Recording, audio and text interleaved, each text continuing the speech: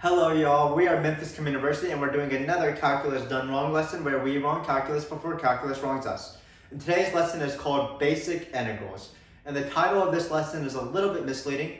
First off, this is not our introduction actually to integrals. We actually talked about integrals during our integration topics unit when we were doing Riemann sums and properties of integrals. If you want to see our first introduction to integrals, our first introduction to antiderivatives, which is how we're going to evaluate these integrals, watch a video on our channel called Fundamental Theorem of Calculus Antiderivatives. In that video, we introduced the power rule, we introduced integrals of 1 over x, secant squared x, e to the x, and things like that. That was our first introduction to the Fundamental Theorem of Calculus, which entails our first introduction to antiderivatives. So again, even if this is called basic integrals, we expect that you've already seen a bit of integrals in the past, and we're just going to move past those pretty quickly.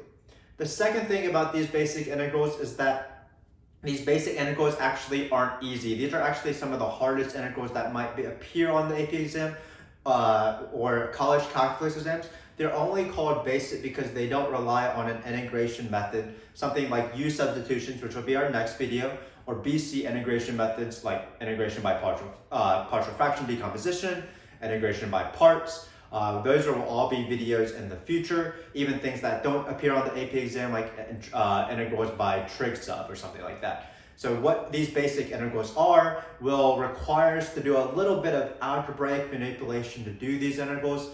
Integrals are really hard, so just bear that in mind as we do this process. They're a lot harder than derivatives. Some people devote their entire lives to finding integrals. I know, how lucky are they? But for now, what we're going to do is we're just going to try to do some basic integrals. We're going to recap that former video, that Fundamental Theorem of Calculus Antiderivative video, as we take a few integrals.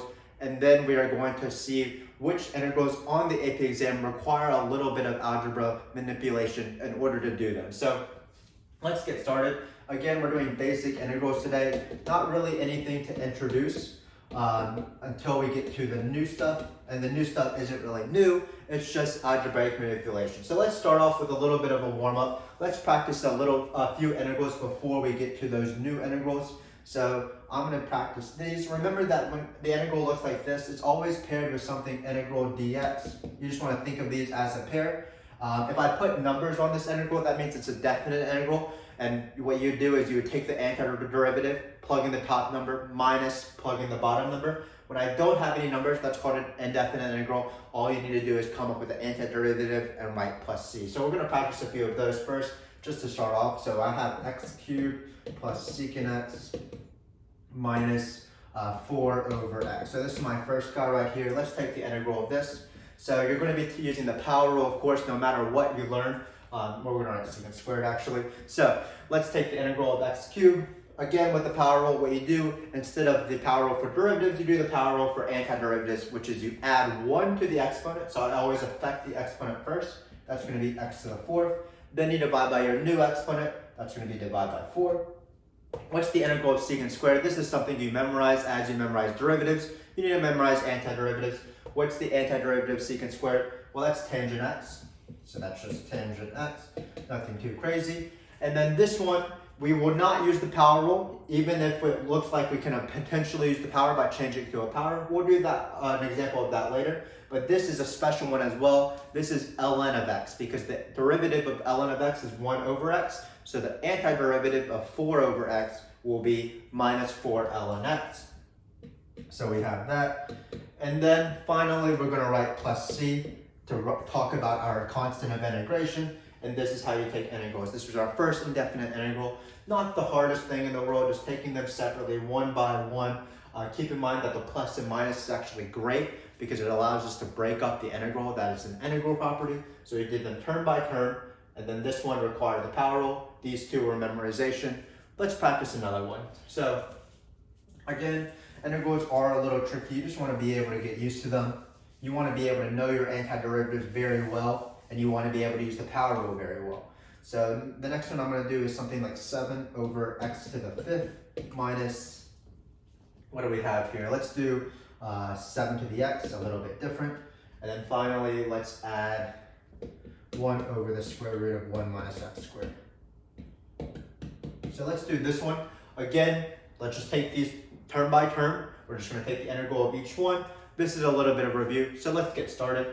This is something I do want to use the power rule for. I don't use the power rule when it's 1 over x, but if it's 1 over x to any power, then I can convert it to a power rule, because the power rule applies to every single number where x raised to an exponent where that exponent is at -1. So how do we rewrite this as an exponent? It's going to be x to the -5. And notice that this is -1, so I can do the power rule. So let's do the power rule. What we're going to do is we're going to add 1. So that's going to be x to the -4. -5 plus 1. And then you always divide by your new exponent or flip your new exponent. So in this case, it's going to be 7 over -4. That's all it is. Again, we add 1, flip your new exponent. If there's a number in the front, just leave that number in the front. This, of course, is not the power rule because the x is in the exponent. Just like with derivatives, you use the power rule when x is in the base only. So the derivative of a to the x, remember, is a to the x times ln a. What's the antiderivative of a to the x? Well, it's a to the x divided by ln a. So this is just memorization, just 7 to the x over ln 7. Then we have the derivative of this. This is also memorization. Sometimes on the AP exam, some of the easiest questions, but the questions that you really can't really figure out, it's just, here's a function, just know its antiderivative. In this case, it's inverse sine. Plus sine -1x. So those are really some gimme questions if you can memorize your antiderivatives and derivatives, which is why we recommend so much to know these by heart. Just know them by heart. We are strong. We can do this. So this is, again, a nice little basic review where for this one, we're able to use the power rule, so we added 1 and flip, and the other 2 things were memorization. So let's do one more before we start doing the integrals that actually require algebraic manipulation. So I'm going to erase this now. I'm going to erase this. Let's try to actually do a definite integral where we plug in numbers. So I'm going to do something like x square root of x. Let me rewrite this here. Square root of x. Let's do 3 square root of x, and then we're going to put numbers 1 and 9 here, as seen. And then let's try to add some stuff. What do we want to add here? Let's try to be a little bit simple, because I don't really know what I'm doing here. Let's do -2 e to the x plus 6. So now that we have numbers on the top of the integral and the bottom of the integral, that means it's a definite integral. So once we evaluate and find the antiderivative, we will evaluate that antiderivative at the upper limit and the lower limit and subtract. It's always upper limit minus lower limit. So let's get started. Again, trying to use the power rule as much as possible, just like in that fundamental theorem of calculus antiderivative video that I referenced before. How do you rewrite this? You write this as 3 times x to the 1/2 so that you can use the power rule as much as possible. So let's get started. How to use the power rule? Well, if you have half a pizza and you add a full pizza, that means you have 1.5 pizzas or 3 halves of pizza.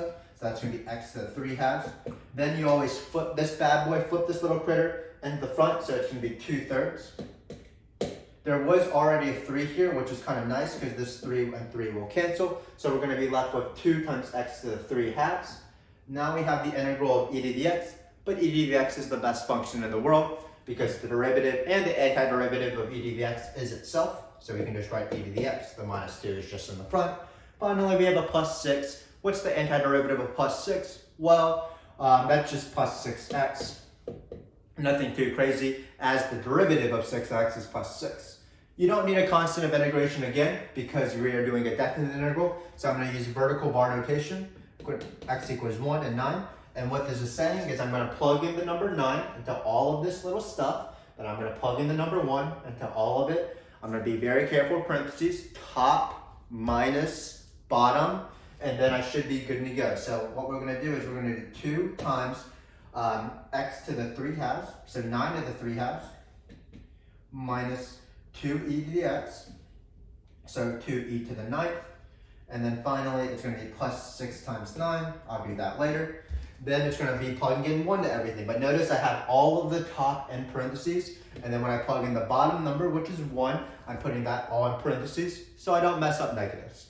So in this case, it's going to be 2 times 1 to the 3 halves, minus 2e to the 1, so we can just write 2e, plus 6 times 2. So this answer is going to be a little bit nasty, but we should be good to go. Let's try to simplify all these numbers. So this is pretty easy right here. If you notice this thing right here, I don't even know where I'm going to write the answer. Let's write the answer on the top. This is the worst way to do math. Right, step, step, step, step, and then suddenly put the answer on the top. But that's where we're going to put our space here, so forgive me for that. So let's try to simplify this. 9 to the 3 halves is something you're expected to do without a calculator, surprisingly. Remember that if you have these fractional exponents, you always want to do the root first, which is the denominator, so that you get a smaller number, and then you go for the power. So 9 to the 3 halves, well, what's the square root of 9? That's 3. 3 cubed is 9. Times another 3, which is 27. 27 times 2 is 54. So it's going to be 54. So again, 9 to the 3 halves is the same thing as 27 because it's 3 to the 3rd. Then minus 2e to the 9th, you won't be able to simplify, so we'll rewrite this. Too eager, not ready for parentheses. 6 times 9 is 54 as well. That's a coincidence. And then 1 to the 3 halves, again, if you want to think about this, you take the square root, which is 1, and then you cube it, which is 1. But 1 to any finite number is 1. We love 1. It's the best. 1 times 2 is 2. Still can't simplify any e's, so we're going to write 2e. And then finally, 6 times 2, 12. So if you want, you can simplify this. Again, being careful with the negative is very important. Looks like we have 54 plus 54, which is 108. 108 minus 2 plus 12, which is 14. So we actually get, what is 108 minus 14? I believe that's 94. So we're going to get 94. I'm not a calculator though, so hopefully that's right. Then we have minus 2e to the 9th. And then finally we have minus minus. So again, this minus is very important, but minus minus plus 2e. So that's the answer. Forgive me again that the answer is on the top. Should have foresaw that coming. But this is how you do a definite integral. Keep employing the power rule as much as possible. You add 1, you flip the new exponent, and then when you're doing the fundamental theorem of calculus, which is what we're doing here, plug in the top number, minus, plug in the bottom number, be careful with parentheses. But again, all of this stuff is old, so let me talk about the questions that I believe are quote-unquote new. So these are the ones that require algebraic manipulation. This is sort of to get your feet wet, to get us in the game, the mindset, whatever your favorite phrase is, I don't know. So what are the ones that require some algebraic manipulation? Well, there's going to be 3 of them that we're going to cover today. So our basic integrals. The first one is going to be expand or distribute. So it's going to be expand or distribute.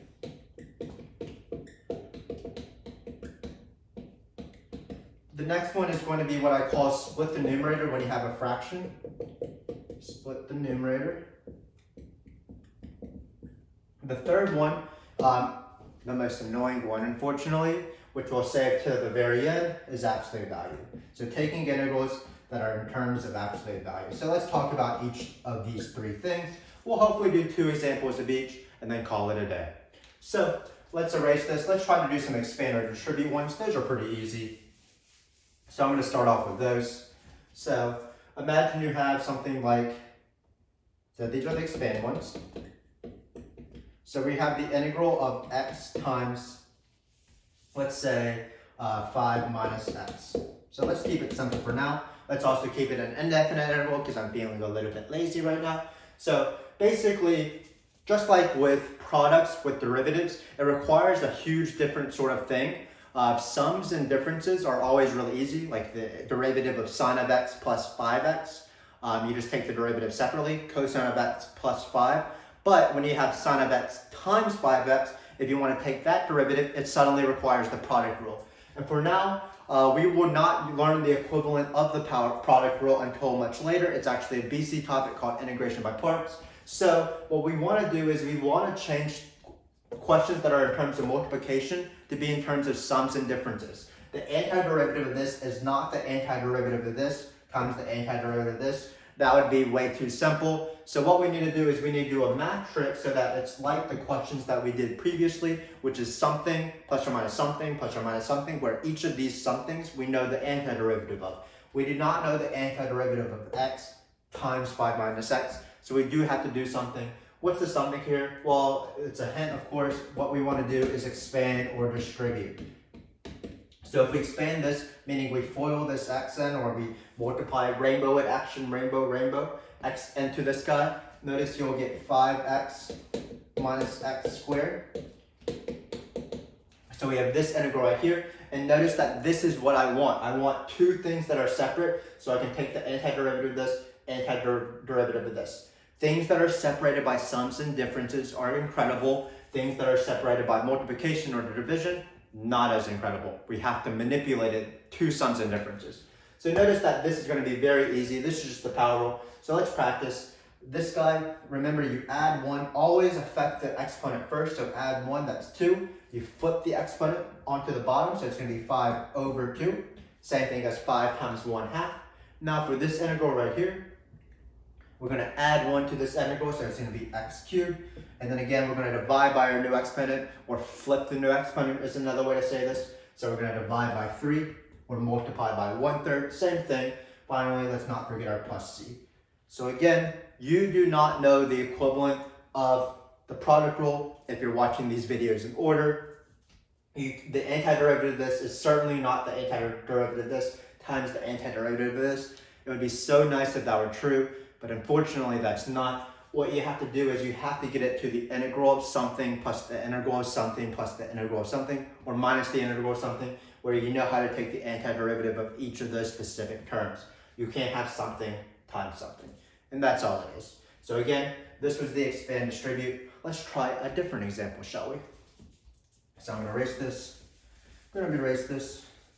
So the next integral I'm going to do is a very tricky integral as well. X squared plus 3 squared. And what we're going to do is we are going to take an antiderivative. So let's go from 1 to 2. Let's do a definite integral this time. So again, this is another integral where if you memorize your integrals, this is not in the list. There's no such thing as the integral of x squared plus 3 squared. Even when you learn u substitution, sometimes people get confused. They think that this will be a u substitution, but it's not. You have to expand this integral. That's the only way I know how to do this integral. It's not a u substitution. For example, if you know how to do u substitutions, because there's no x's on the outside of this so that we can use them. The only way to do this integral, unfortunately, is to write it next to each other. X squared plus 3 times x squared plus 3, and FOIL it out slowly so that we have a long list of things that are separate that we know how to take the antiderivative of. That's the only way I can think of doing this integral. So let's do that. What we're going to do is we're going to, again, write this as x squared plus 3 times x squared plus 3, and we're going to FOIL. So we're integral of 1 to 2. So what's the integral? What's x squared plus x squared? That's going to be x to the 4th. Then we have plus 3x squared plus 3x squared. That's going to be plus 6x squared. And finally, plus 3 times plus 3 is plus 9. So again, notice how this form, while it's a little bit more annoying and a little bit longer, and the exponents are a bit bigger, this is the thing I can take the integral of, because there's nothing getting multiplied by each other. X squared plus 3 squared is technically this times this, so it's multiplied. And then this little guy is all separated by pluses, so I can take each of these individual critters one by one, deal with each of them individually, and I'll be good to go. So what's the antiderivative here? Again, power rule, power rule, power rule. So what's the antiderivative of x to the 4th? That's going to be x to the 5th over 5. Add 1 and flip. Then this integral right here, x squared, we're going to add 1, so that's x cubed. Then we're going to immediately divide by 3, because you divide by your new exponent. So this 6 will become a 2. And then finally, you'll have plus 9x. For some reason, I chose to plug in numbers here, so let's plug in 2 and 1. This is the least important part. The most important part is recognizing how to algebraically manipulate this thing so that you can have an integral that you want. When you plug in 2 to the 5th, if you're trying to find multiples of 2 or powers of 2, just double in your fingers. 2, 4, 8, 16, 32. So it's going to be 32 over 5. Then it looks like we have 2 cubed. That's just 8. 8 times 2 is 16. So it's going to be plus 16. Then we have 9 times 2. That's 18. And we're going to subtract. Of course, we're going to be careful with parentheses, just like we always are. Top minus all of bottom. It's going to be 1/5 plus 2 plus 9. because plugging in 1 isn't very hard. You just, 1 to any power is just 1. So now we are ready to go. Let's try to do this. So this looks like we have 16 plus 18, that's 34. 34 minus this part right here, which is going to be 11, so that's 23. So it's going to be 23. And then we have 32 fifths minus 1 fifth, so that's going to be 31 fifths. Obviously, integrals are very annoying because they introduce fractions. But we have 31 fifths plus 23. We need to write 23 as a multiple of 5 so that we can add these fractions together. 23 times 5, I believe, is 115. 115 plus 31, not the greatest calculator, but 115 plus 31 is 146. Is that right? So that's going to be my answer here, 146 over 5. But again, not too crazy. The work itself is very annoying, but hopefully you see the process. The main thing is that just recognize you do not know how to take this antiderivative because it's so complicated. Even if you knew your subs, you wouldn't be able to do it. The only way to do it is to just expand it, FOIL it out so that you have term by term, and then take the antiderivative slowly. And that's how it is. So this is a very annoying question, and also a question that'd be very difficult once you learn all your integration methods to go back to this and be like, oh, this is the expand. So that's why we're trying to practice these so that we can get better. But I'm going to move on. I'm going to do the second integral, and the second integral appears more often. I'm going to call it the split numerator. So I'm going to erase this. I'm going to erase this guy, and let's practice some split numerators, which do appear quite often. So the first one I'm going to do, let's try to, again, avoid using numbers for now. So the split numerator integral looks really similar to what it always comes in a bit of a pattern, if that makes sense. I'm going to write an integral of x minus x cubed over, let's put a x squared. So this is the split numerator. It does come up. While you'll learn an equivalent of the product rule in AP Calculus, you never learn the equivalent of a quotient rule. So if you see a quotient like this, your first instinct can't be just take the antiderivative of the top, take the antiderivative of the bottom, and just be done. It's never that easy. Life is hard. So what we're going to do is we are going to algebraically manipulate this again so that we'll be able to change the questions to previous level questions where you just take the antiderivative because you recognize how to take the antiderivative of each piece. So why is it called a split numerator? Well, you're allowed to split numerators of fractions. So instead of having one fraction here, we're going to split it into two fractions. So it's going to be the integral of x over x squared minus x cubed over x squared. And again, we're just manipulating this guy. We can simplify this. What we're going to do is we're going to try to write this in terms of powers, potentially, so that we can use the power rule. So what is this guy? It's going to be the integral of x to the minus 1. And then what's this? Because x over x squared is x to the minus 1 because it's 1 over x. One exponent rule that you might remember is that the division of x's with the same base is subtraction. So it's x to the 1 divided by x squared is x to the 1 minus 2, which is x to the negative 1. Same thing here, x cubed over x squared. If you want, you can cancel things out, but if you want to use the rule, it's x to the 3 minus 2, so this is going to be minus x. So now, notice how easy this looks. This is why we did this step, so that we could easily just take the antiderivative of this. Be careful though, even if this is written as a power, we love the power rule just so much. This is actually the exception to the power rule. This is ln x. So this antiderivative right here is ln x. Hopefully you can recognize that it's the power rule, even if you, not the power rule, even if you tried the power rule, because if you added 1, you get 0, and then it's like weird, because then you're like dividing by 0. So just keep in mind that the power rule applies for every single number except negative 1. For example, the power rule does apply for minus x. Take the exponent, which is understood, of course, to be 1. 1 plus 1 is 2. Divide by your new exponent. So this is going to be minus 1/2, where I wrote 1 over x. Hopefully you can see the bottom here, 1/2 x squared, and then let's not forget plus c.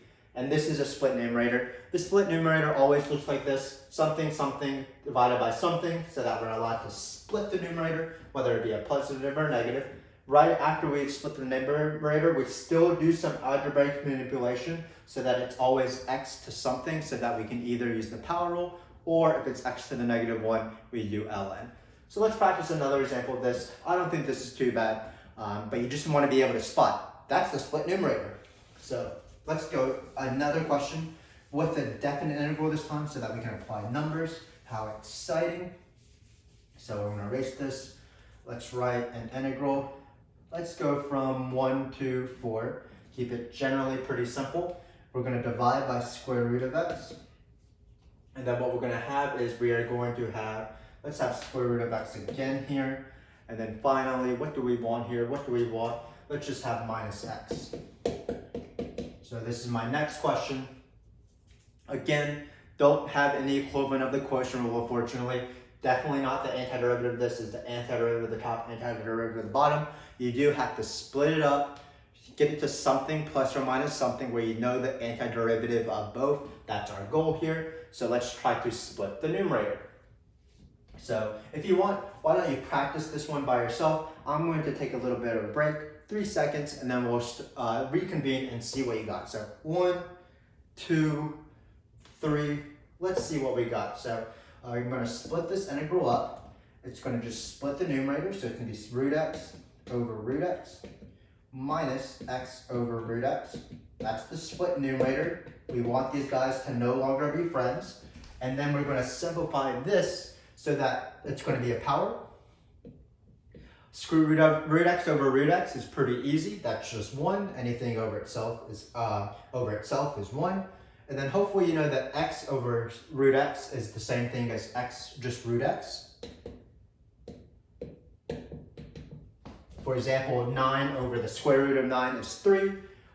16 over the square root of 16, which is 4, so it's 16 over 4, it's just 4. Another way to think about this is x to the 1 over x to the 1/2. And again, division of this guy as you do subtraction. So it's x to the 1 minus 1/2. If you have a full pizza, eat half of it, you're left with just half of the pizza. So let's write this actually as that, x to the 1/2, because we're about to do the power rule. So again, we do the split numerator so that we can change it to be an easier form. This is definitely an easier form. So let's go for the antiderivative. What's the antiderivative of 1? Well, it's so easy that it might be a little bit tricky. But whose derivative is 1? It's just x. So that's going to be x. Then we have the antiderivative of x to the 1/2. We're going to add 1, of course. So that's going to be 3/2. And then we're going to flip the new exponent. So it looks like that's going to be plus 2/3 x to the 3/2. So now all we have to do is we have to plug in 1 and 4. Unfortunately, numbers and fractions are quite annoying, but I believe in us. We should be fine. So when we plug in 4, we're going to get 4 here. When you plug in 4 to the 3/2, this is another thing that we talked about. Whenever you have a fractional exponent, do the root, which is implied by the denominator of the fraction of the exponent, so that you get a smaller number, and then do the numerator. So 4 to the 3/2, we can write it right here, is the same thing as 4 to the 1/2 cubed, which is going to be 2 cubed, which is going to be 8. So it looks like this is going to be 8 times this 2/3 here. The 2/3 came from the power rule, flipping the new exponent. So that's going to be 16/3. Finally, when we plug in 1, plugging in 1 is not too bad because it's just 1 and 1. 1 to anything is 1. So that's going to be fine. So it's going to be 1 plus 2/3. And then we're just going to compute this just like normal. Looks like we have 4 minus 1, which is 3. 3 plus 16/3 minus 2/3, that's going to be 14/3. And then finally, if you want to combine this into a fraction, just a single fraction, 3 is 9 over 3. 9 plus 14 is 23. So this answer is going to be 23/3. Hopefully I'm not wrong on my calculations. But if I am, you'll probably mention it to me and I'll put it in a comment. But of course, the numbers aren't important really at all. It's just the process really. Notice the split numerator. It looks like this. Split these guys up, simplify them so that you can use the power rule, and then do the power rule, add 1 and flip, and then evaluate at the top number minus the bottom number. And that's how it works. And just keep in mind that it's called split the numerator for a reason. There's no such thing as split the denominator because that's not allowed in fractions. So for example, just a quick little example here. So there will be some denominators that will require U substitution, which will be our next video, but just don't be tempted to split the numerator or something like this. This is actually just an antiderivative that you're expected to know. This is going to be 2 tan to the negative 1x. So you're not allowed to split denominators, that's just not a thing. Even if this said 2x over 1 plus x squared, we'll learn how to do that later in our U substitution video. So you can look forward to that. But we have one final treat, and by treat I mean just terribleness, and that's absolute value. So what we're going to do is we're going to try to take the integral of absolute value. It is going to be very annoying, but let's see if we can do it. So I'm going to do the integral from 1 to 4 of the absolute value of x minus 2 times dx. And if you watched our absolute value video a long time ago that was on the absolute value of derivatives and limits, you'll know that in every single time when you're dealing with absolute value, it's the worst thing in the world. Some students don't know how to deal with it, don't know how it goes. So what we recommend as much as possible is think about absolute value as its piecewise form. Remember, absolute value is just this line and this line, where we're really thinking these lines as separate lines. So what we're going to do is we're actually going to split this integral up into two integrals. The integrals themselves won't be too bad, and then we're just going to add the answer in the end. So let's see how that works. So remember that an integral property that you can apply to any integral is the small, middle, big rule. The integral from a small number to a middle number plus the integral from a middle number to a big number is the integral from the small number to the big number. Basically, you're just stopping midway at the middle number. So that's what we're going to do. We're going to split this integral. Let's see if I have enough space. I think I will.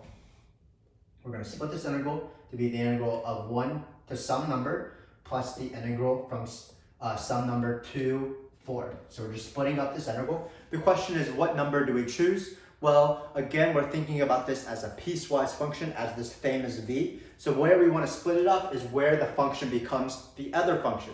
Piecewise functions, like absolute value, consist of two functions. So if we want to do an integral of one and then the integral of the other, we would split it up is where one function becomes the other function. An absolute value, that's where the absolute value is 0. So if you want, you can just set this to be equal to 0. So in this case, you're going to get x is equal to 2. So that's where we're going to split this guy up. So it's going to be 2 and 2 right here. You don't split it up midway between this. You split it up at a very strategic point, the sharp point where the corner of the absolute value. Then we are going to take this integral here and we're going to take this integral here. And why we are doing this, why are we splitting it up? It's because we can express absolute value without the absolute value bars. The important thing is that if you're dealing with a positive quantity, the absolute value of a positive quantity has no bearing. For example, the absolute value of 7 is just 7. It's as if the absolute value bars didn't exist. So notice that when we're from 2 to 4, this is numbers like 3 and 3.5. If you plug that in, what would the absolute value bars do to that number? It doesn't do anything. So basically on this side, we can just erase the absolute value bars. This is what the absolute value, of x minus 2 on this function is. It's just actually x minus 2. Then we remember that the other side of the absolute value bars is just the negative identity line, which means that if you take the absolute value of a negative number, that's the same thing as negating that negative number. So for example, what's the absolute value of negative 7? It's negative 7. So over here, when we're plugging in numbers, we're finding the area under this function from numbers like 1 to 2, which include 1.5, 1.1, 1.8, and so on. Whenever you plug in any of those numbers into this original absolute value, notice that you'll have a negative in front, and that prompts us to put a negative in front of the integral. So the piece of absolute value on this side is going to be negative whatever is in the absolute value.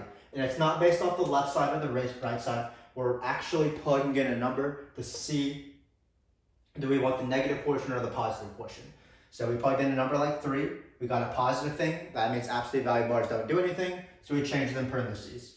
This one, when we plugged in a number somewhere in between the interval and 1 and 2, we got a negative thing, which means that what is absolute value doing on this piece? It's negating whatever is in the absolute value bar. So that's why we put negative whatever is in the absolute value bars. But after we apply the strategy, notice how beautiful this is, no absolute value bars. So what we're gonna do is we're just gonna take this integral, it's gonna be a little bit of work, and we're just gonna add the answer, and we're gonna be done. So let's do that here. This was the entire point of doing this, splitting this absolute value bars question up into two questions that don't have any absolute value bars, because absolute value bars are basically like jail, they're terrible. So what's the integral of x minus 2? This one's not that bad. It's just x squared over 2 minus 2x.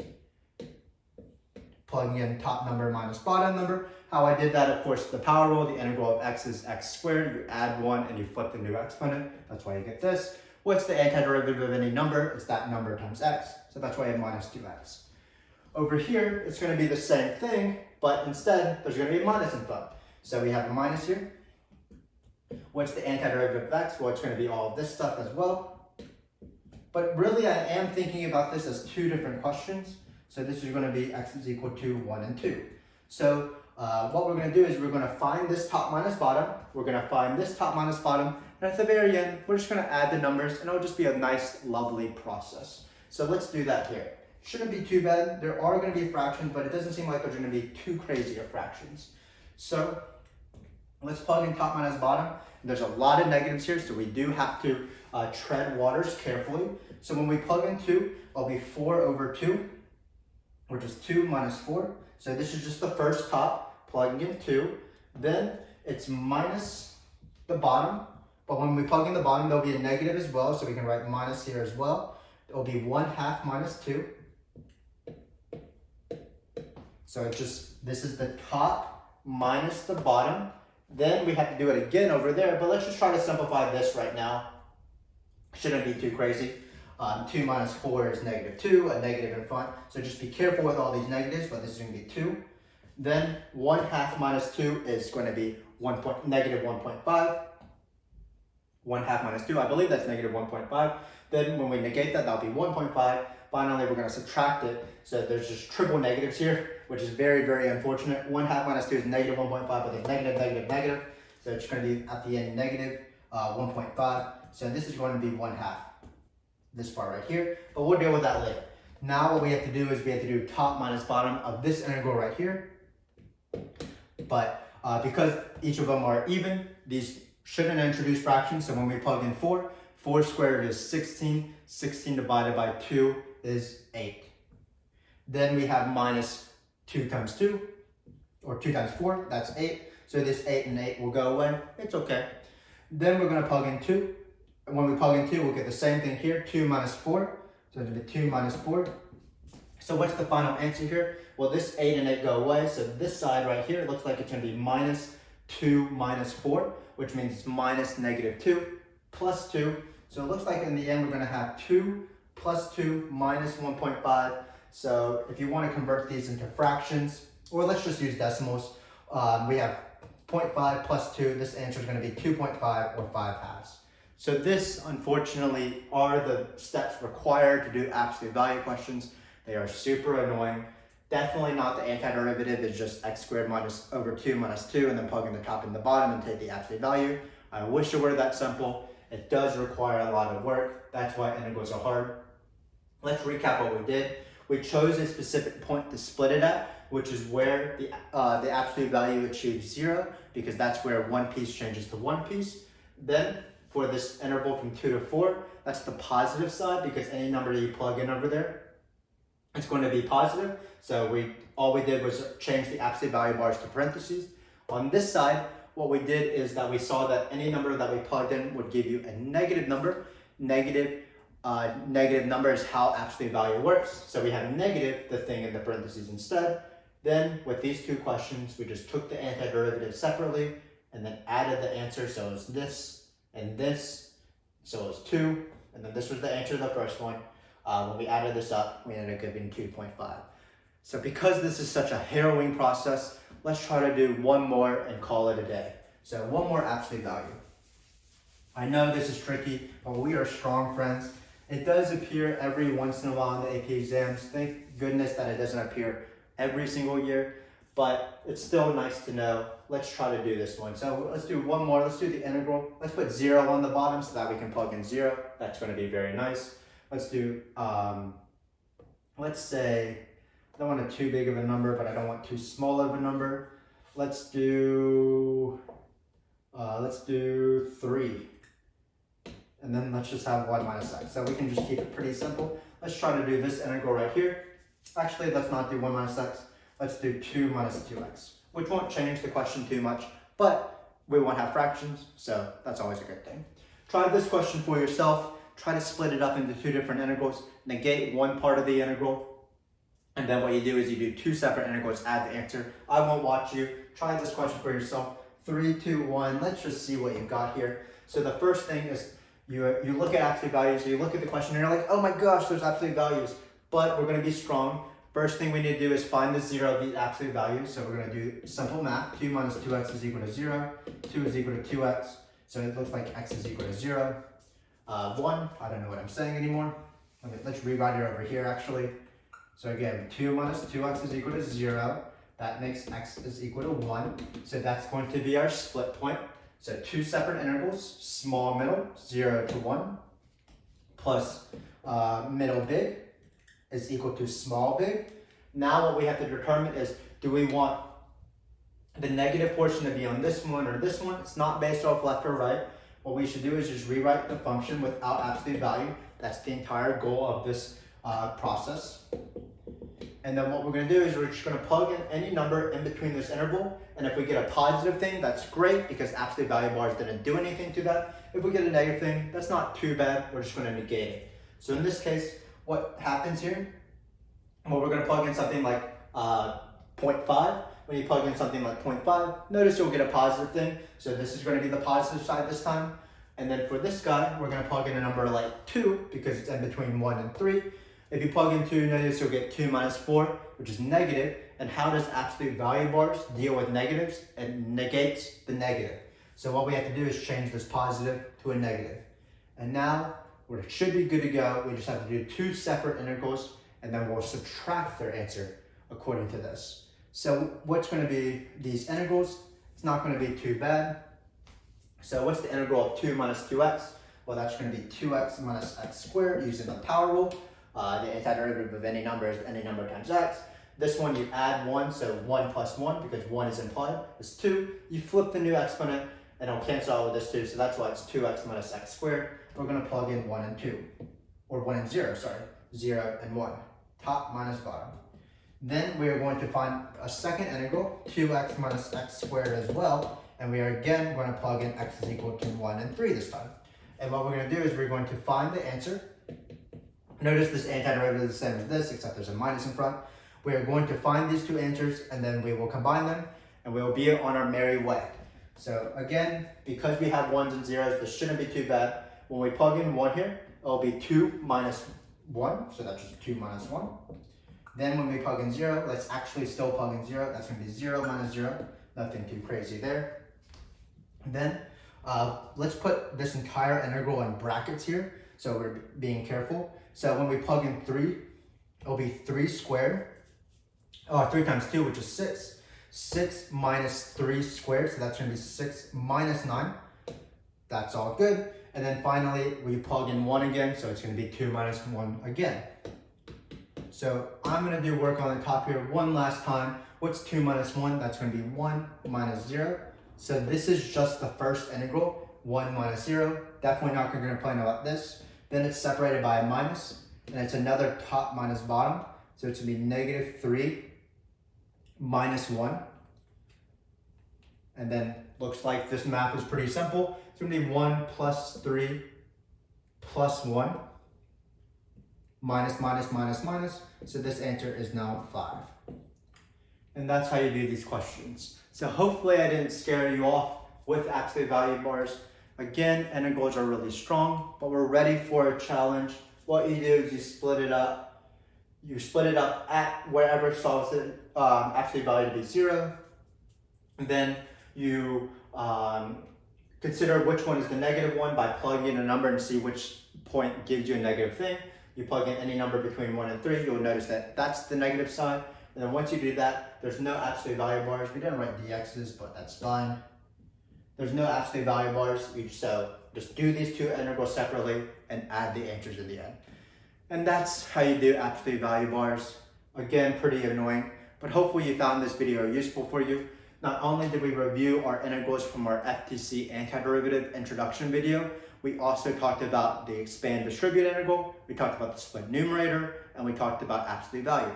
If you want to practice all 4 of these types of integrals, what you should do is you should watch, of course, our Girls Teach Calculus video, where one of my former students practiced several more of these examples at a nice pace. She explains things pretty slowly and carefully, so be on the lookout for that. I'll link that in the description below. Watch that if you want more practice.